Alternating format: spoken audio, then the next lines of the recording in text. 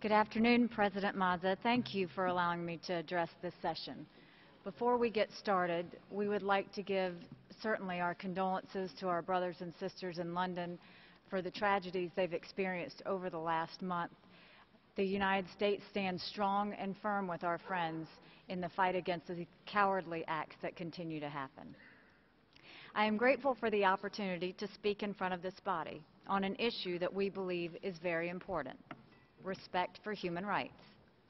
As you know, the United States is looking carefully at this Council and our participation in it. We see some areas for significant strengthening, and later today I will be speaking at the Geneva Graduate Institute and proposing ideas to make the Human Rights Council more effective, more accountable, and more responsive.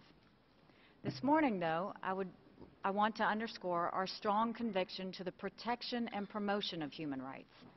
Additionally, I want to highlight that respect for human rights is deeply intertwined with peace and security, and that human rights violations and abuses often serve as triggers for instability and conflict.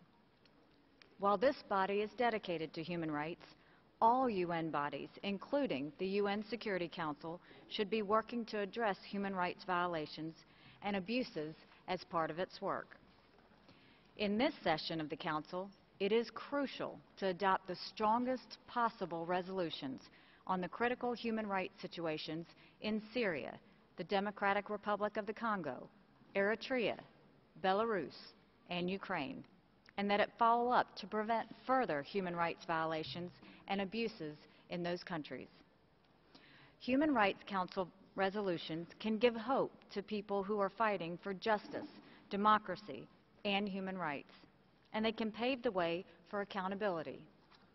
I urge all members to support the participation of civil society in the Human Rights Council without reprisals.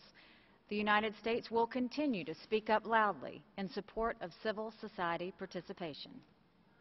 Civil society has also helped advance the equal rights of women, an important theme of this session.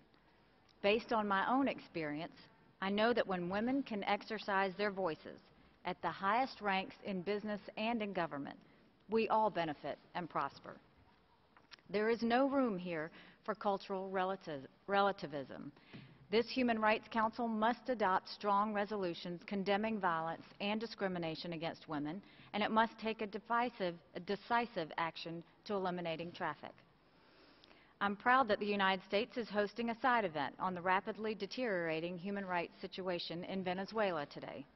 I'll be there, and I hope you'll be with me to hear firsthand about the serious human rights violations there.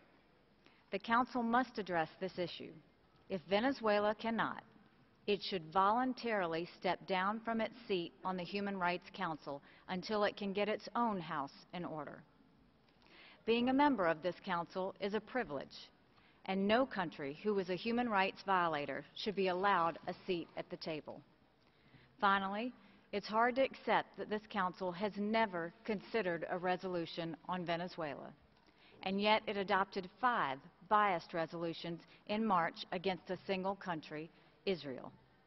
It is essential that this Council address its chronic anti-Israel bias if it is to have any credibility. Thank you again, and I look forward to seeing as many of you as possible this afternoon at the Graduate Institute.